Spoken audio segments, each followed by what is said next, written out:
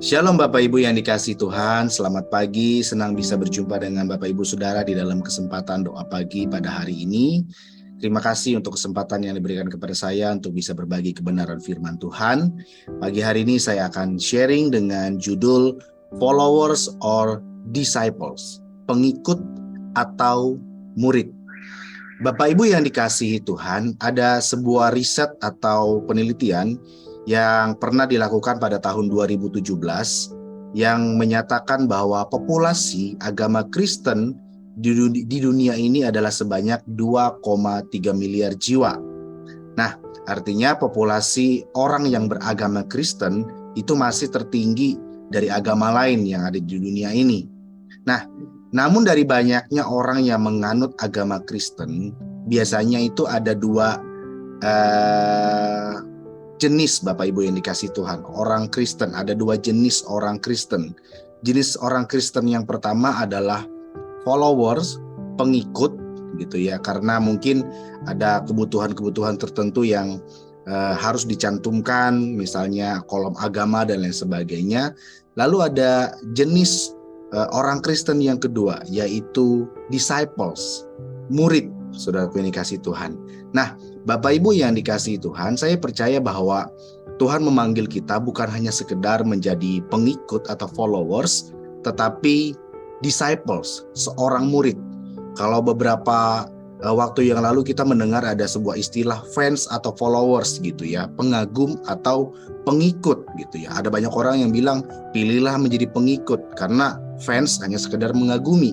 Tapi saya mau bilang pada pagi hari ini ada satu fase yang lebih tinggi daripada sekedar followers, dari sekedar pengikut Bapak Ibu, yaitu disciples, murid. Nah, Tuhan memanggil kita anak-anaknya, orang-orang percaya, bukan hanya sekedar mengikuti Dia, tetapi juga menjadi muridnya. Nah, apa bedanya pengikut dan murid? Orang yang menjadi pengikut, mengikut Tuhan hanya sekedar ada maunya Bapak Ibu.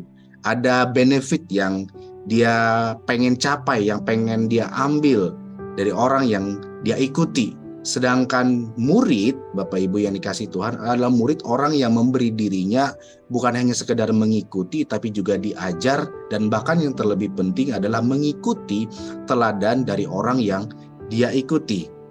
Nah, dalam Matius pasal yang ke-22 ayat yang ke-14, firman Tuhan pernah bilang Bapak Ibu bahwa yang nantinya akan masuk di dalam kerajaan Allah itu bukan hanya sekedar pengikut, tetapi murid Bapak Ibu. Sebab banyak yang dipanggil, tetapi sedikit yang dipilih. Nah, ini ayat ini bisa kita tarik sebuah kesimpulan bahwa ada kriteria-kriteria tertentu nantinya yang akan masuk di dalam kerajaan Allah, yaitu kriteria seorang murid sejati. Nah, dari sini kita harus mengerti bahwa panggilan Kristus bagi kita bukan hanya sekedar menjadi followers, saudara yang dikasihi Tuhan, tetapi ada fase yang lebih tinggi dari itu, yaitu seorang murid.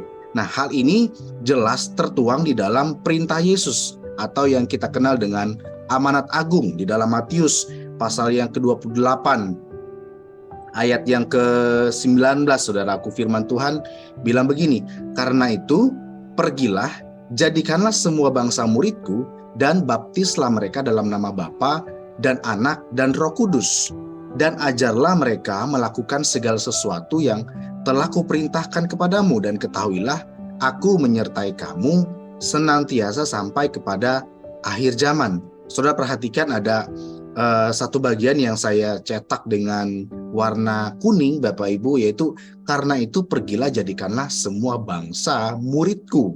Bukan karena itu pergilah jadikanlah semua bangsa menjadi pengikutku.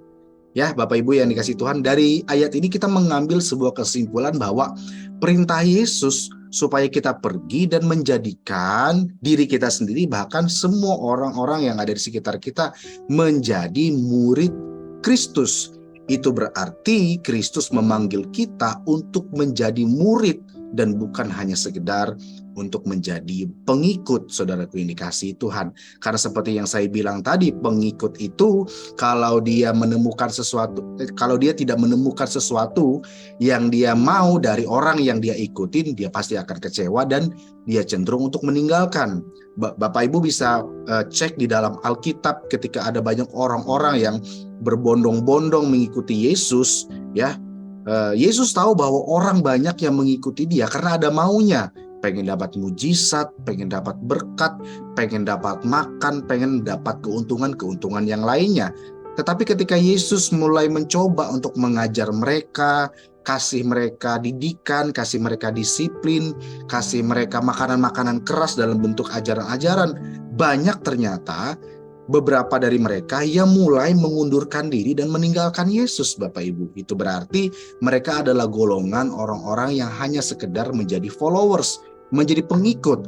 Tetapi murid sejati, kita bisa melihat ada 12 murid, walaupun pada akhirnya ada satu orang yang menyangkal atau mengkhianati Yesus, tapi kita bisa melihat bahwa murid sejati itu stay sampai akhir, bahkan berani untuk mengorbankan apa yang dia punya demi mengikuti apa yang dia ikuti, yaitu Guru Agung, Yesus Kristus. Nah, Bapak Ibu yang dikasihi Tuhan, hari ini saya ingin membagikan ada 2 poin atau ada 2 hal yang bisa kita pelajari. Apa sih ciri-ciri seorang murid sejati, Bapak Ibu? Ya, apa sih ciri-ciri dari seorang murid Kristus sejati? Seorang murid Kristus yang sejati, saya percaya dia memiliki kriteria rela kehilangan rasa aman. Nah, di dalam Lukas pasal yang ke-14, ayat yang ke-25 sampai ayat yang ke-27, Yesus, firman Tuhan pernah berkata, pada suatu kali banyak orang berduyun-duyun mengikuti Yesus dalam perjalanannya. Sambil berpaling, ia berkata kepada mereka, "Jikalau seorang datang kepadaku dan ia tidak membenci bapaknya, ibunya, istrinya, anak-anaknya, saudara-saudaranya laki-laki atau perempuan, bahkan nyawanya sendiri, ia tidak dapat menjadi muridku. Barang siapa tidak memikul salibnya dan mengikut aku, ia tidak dapat menjadi muridku." Nah, Bapak Ibu yang dikasihi Tuhan, ciri murid Kristus yang sejati yang pertama adalah ia rela kehilangan rasa aman atau rasa nyaman yang ia miliki. Nah, dari sini kita bisa melihat bahwa bukan seorang yang bermentalkan pengikut yang Tuhan inginkan, melainkan mental seorang murid, Bapak Ibu Saudara ya. Karena jelas sekali banyak orang yang berbondong-bondong mengikutinya, namun di konteks ini Yesus mengaudisi mereka, memfilter mereka gitu ya. Sehingga Tuhan Yesus hanya menerima orang-orang yang bermentalkan murid yang layak menjadi pengikutnya. Nah, kemudian kita sampai pada satu pertanyaan, Bapak Ibu. Seperti apakah sih mental seorang murid yang Tuhan inginkan?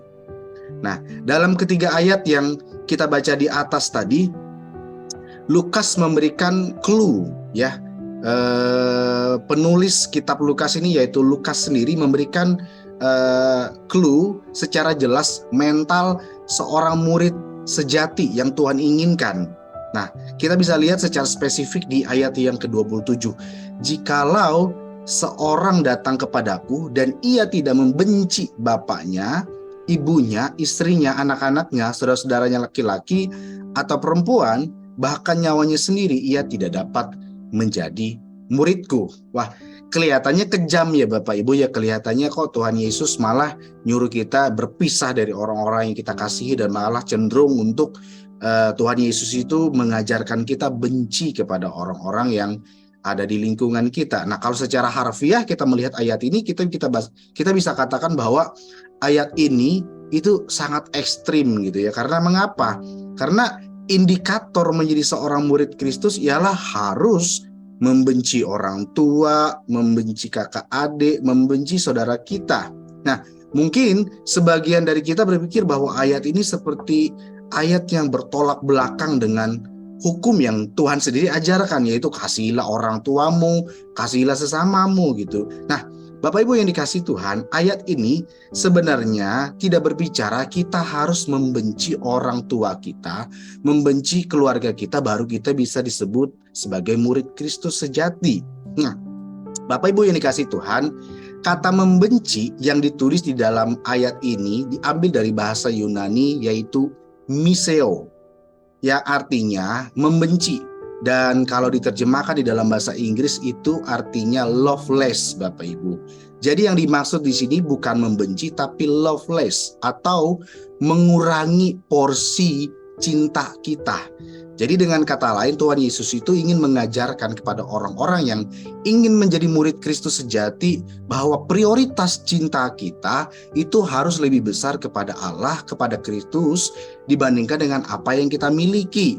Keluarga kita kah, pekerjaan kita kah, pelayanan kita kah, kebanggaan kita kah, harga diri kita kah, apa yang mungkin hari-hari ini menjadi pride-nya kita, menjadi kebanggaannya kita. Firman Tuhan berkata, bencilah kepada hal-hal seperti itu. Bukan berarti kita membenci ya, tapi loveless, mengurangi porsi cinta kita kepada hal-hal tersebut, tapi menambahkan porsi cinta kita kepada Kristus. Nah, saya yakin bahwa orang yang disebut sebagai murid Kristus sejati rela kehilangan rasa aman, rela kehilangan rasa nyaman yang dia miliki. Bapak Ibu yang dikasihi Tuhan, seorang murid Kristus yang sejati itu pasti tidak akan berontak ketika rasa amannya itu di otak-atik.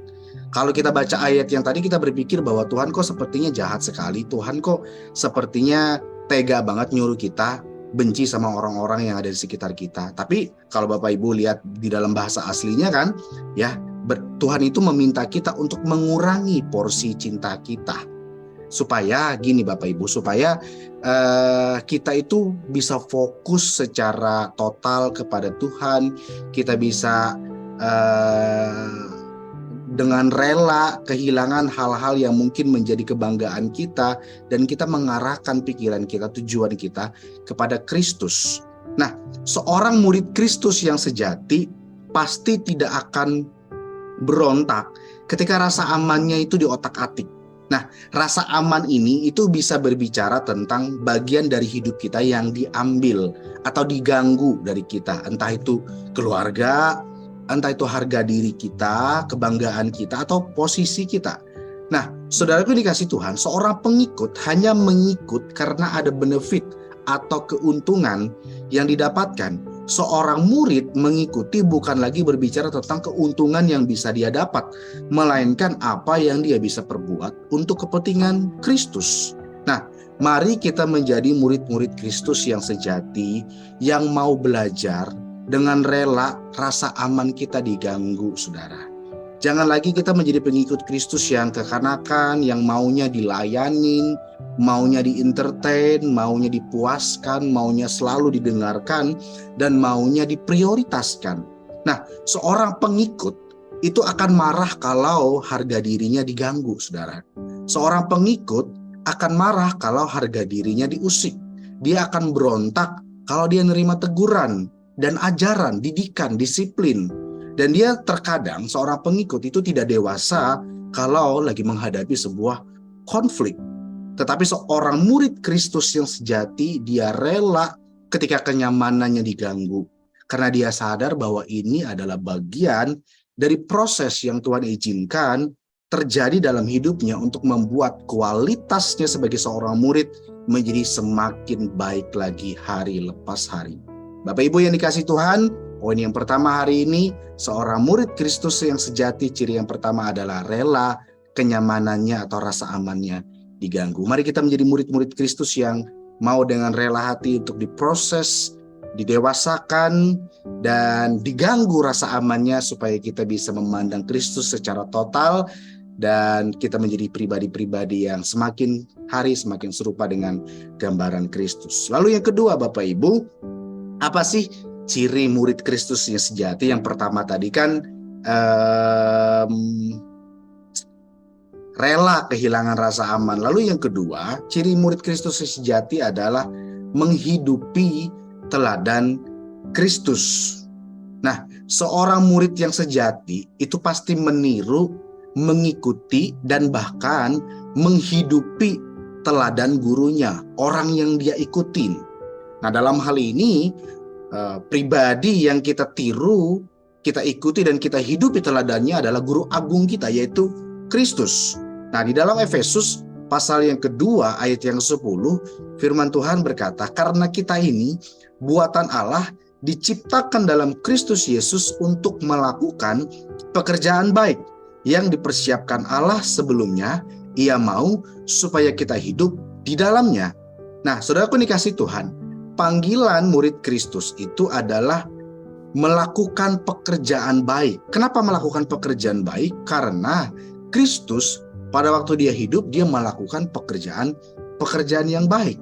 Sadarkah saudara bahwa kehadiran Yesus selama 33 tahun yang lampau bukan hanya sekedar datang ke dunia ini untuk menebus dosa manusia, tetapi kedatangan Tuhan Yesus selama 33 tahun di muka bumi ini, dia memberikan example, contoh yang spesifik bagaimana menjadi anak Allah, bagaimana menjadi imago Dei, gambaran Allah yang sejati, saudara. Nah, lalu bagaimana menghidupi teladan Kristus tersebut? Yaitu dengan hidup dan tetap di dalam firman Allah.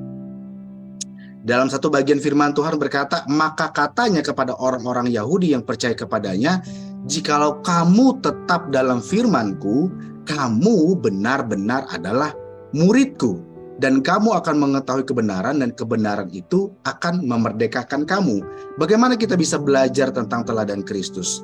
Bagaimana kita bisa mengikuti tentang kebaikan Kristus selain kita belajar melalui firman-Nya? Nah, kalau kita mau belajar di dalam firman dan makin serupa dengan Kristus, tidak ada pilihan lain, kita harus tetap di dalam firman Tuhan. Dan kalau kita tetap di dalam firman Tuhan, maka firman Tuhan berkata, kita semua benar-benar adalah murid Kristus. Sudah dikasih Tuhan. Bapak Ibu, mari kita belajar untuk membangun pengenalan kita kepada Allah, supaya semakin hari kita semakin bertumbuh untuk menjadi murid Kristus sejati. Apa yang Yesus pernah lakukan selama di dunia ini dan apa yang Alkitab catat tentang kehidupannya, mari kita juga sama-sama hidupi dalam hidup kita, supaya kita tidak hanya sekedar menjadi followers, menjadi pengikut, tetapi kita menjadi murid, disciples, gitu ya saudara ya. Ingatlah saudara, seorang pengikut akan gampang kecewa ketika apa yang diharapkannya tidak tercapai. Karena sejatinya seorang pengikut hanya mengikut demi keuntungan semata.